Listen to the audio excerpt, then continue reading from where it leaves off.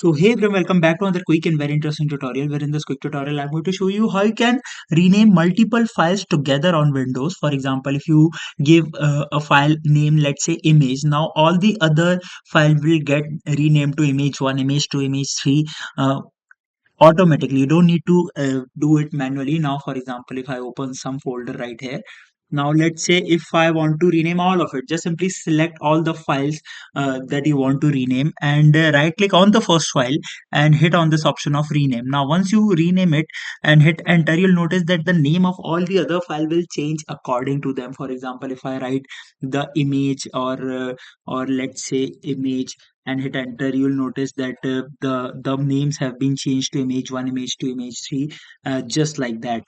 Alright, so that's it for this tutorial. I hope this video will be helpful for you. Make sure to hit the like button and subscribe button for more such helpful and interesting tutorials. See you in the next one. Take care.